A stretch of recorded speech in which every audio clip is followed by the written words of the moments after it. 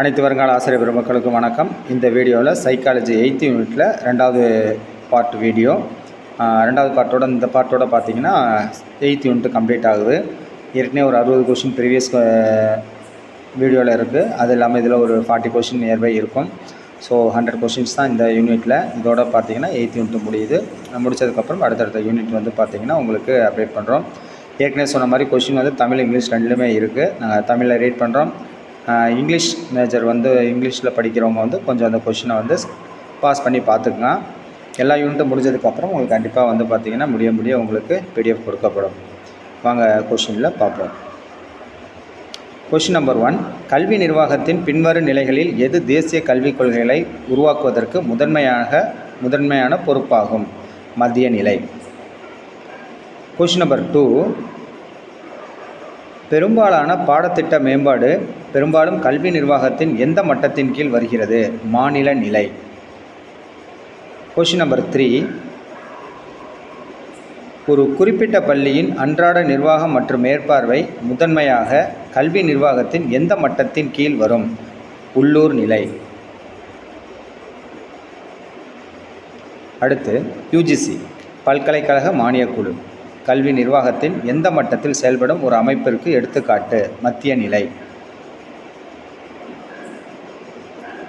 அடுத்த கொஷின், மாவட்ட கல்வி அலுவலர் டிஇஓ கல்வி நிர்வாகத்தின் எந்த மட்டத்தில் செயல்படுகிறார்? உள்ளூர் நிலை.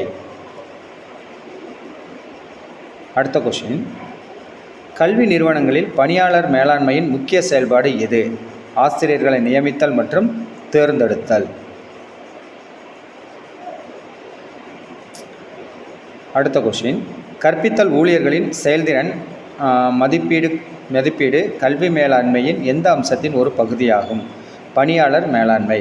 கற்பித்தல் ஊழியர்களின் செயல்திறன் மதிப்பீடு கல்வி மேலாண்மையின் எந்த அம்சத்தின் ஒரு பகுதியாகும்? பணியாளர் மேலாண்மை. அடுத்த கொஷின், ஆசிரியர்களுக்கு தொழில்முறை மேம்பாட்டு வாய்ப்புகளை வழங்குவது எந்த மேலாண்மை செயல்பாட்டின் கீழ் வருகிறது?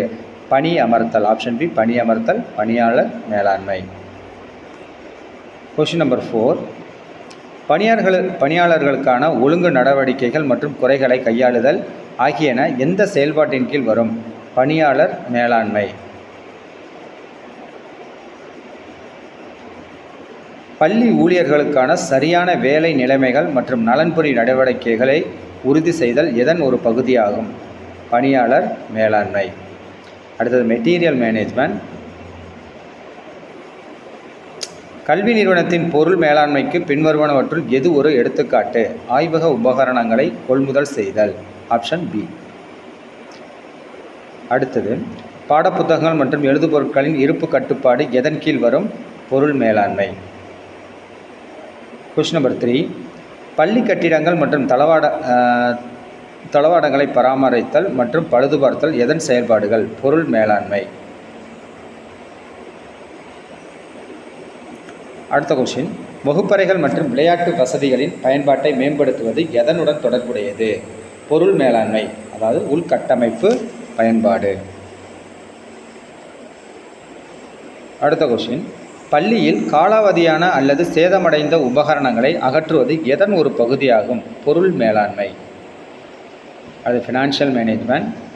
ஒரு பள்ளிக்கான ஆண்டு பட்ஜெட்டை தயாரிப்பது யாருடைய முதன்மை பொறுப்பாகும்? நிதி மேலாண்மை, ஃபினான்ஷியல் மேனேஜ்மெண்ட்.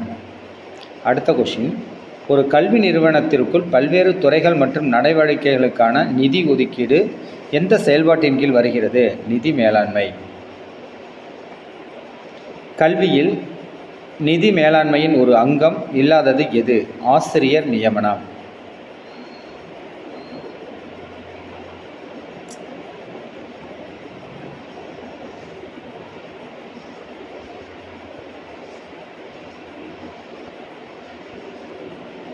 அடுத்த கொஷின், செலவுகளை கண்காணித்தல் மற்றும் நிதி பொறுப்புணர்வை உறுதி செய்தல் எதன் கீழ் வரும்? நிதி மேலாண்மை. இந்த பாட்ஸ்கார்ப் படிச்சிருப்போம். இந்த பிஎட் படித்தவங்களுக்கு இந்த பாட்ஸ்கார்ப் தெரியும். பாட்ஸ்கார்ப்பில் பி ஸ்டாண்ட்ஸ் ஃபார் பிளானிங், அதாவது திட்டமிடுதல். ஓ ஸ்டாண்ட்ஸ் ஃபார் ஆர்கனைசிங், அதாவது அமைத்தல். S stands for staffing, recruiting the staff members. அடுத்த S ஸ்டாண்ட்ஸ் ஃபார் ஸ்டாஃபிங், பணியமர்த்தல். D ஃபார் டைரக்டிங், இயக்குதல். C ஃபார் கோஆர்டினேட்டிங், ஒருங்கிணைத்தல். R ஃபார் ரிப்போர்ட்டிங், அறிக்கை செய்தல். B ஃபார் பட்ஜெட்டிங், பட்ஜெட் தயாரித்தல். அடுத்து ஊழியர்களுக்கு வழிகாட்டுதல், ஊக்குவித்தல் மற்றும் மேற்பார்வையிடுதல் எந்த பாட்ஸ்கார்பை செயல்பாட்டில் அடங்கும்? இயக்குதல். எதிர்கால நடவடிக்கைகளுக்கான விரிவான திட்டங்களை உருவாக்குவது எந்த பாட்ஸ்கார்ப் செயல்பாட்டுடன் ஒத்துப்போகிறது? திட்டமிடுதல், பிளானிங். அடுத்தது டோட்டல் குவாலிட்டி மேனேஜ்மெண்ட், TQM. கல்வியில் மொத்த தர மேலாண்மை எதன் மீது கவனம் செலுத்துகிறது? ஆப்ஷன் பி, கல்வி செயல்முறைகள் மற்றும் விளைவுகளின் தொடர்ச்சியான மேம்பாடு. அடுத்து TQMஇன் ஒரு முக்கிய கொள்கை எது? வாடிக்கையாளர் கவனம்.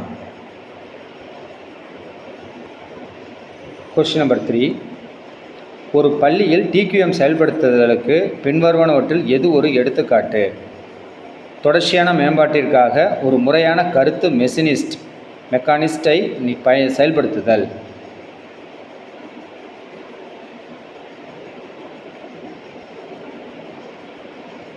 அடுத்த கொஸ்டின், ஊழியர் ஈடுபாடு மற்றும் அதிகாரம் அளித்தல் எதன் முக்கிய கூறுகள்? மொத்த தர மேலாண்மை, லீடர்ஷிப் அண்ட் ஆல் எம்ப்ளாயீஸ்.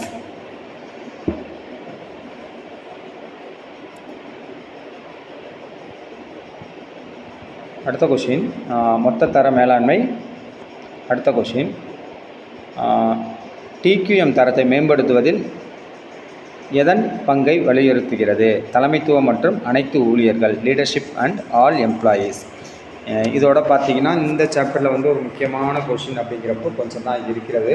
அதனால் பார்த்திங்கன்னா இந்த வீடியோவோட பார்த்திங்கன்னா 8th யூனிட் வந்து கம்ப்ளீட் ஆகுது. அடுத்த 9th யூனிட் வந்து பார்த்திங்கன்னா அடுத்த இதில் போட்டு விடுறோம். முடிய வந்து பார்த்திங்கன்னா இதோட PDF ஃபைல் வந்து உங்களுக்கு குரூப்பில், அதாவது வாட்ஸ்அப் குரூப், அதுக்கப்புறம் வந்து டெலகிராம், அதில் வந்து அப்லோட் பண்ணுறோம். எடுத்து நீங்கள் வந்து ரெஃபர் பண்ணிக்கலாம். தேங்க்யூ ஃபார் வாட்சிங். ஏதாவது டவுட் ஏதாவது இருந்துச்சுன்னா நீங்கள் கமெண்ட்ஸில் கேட்டுருங்க.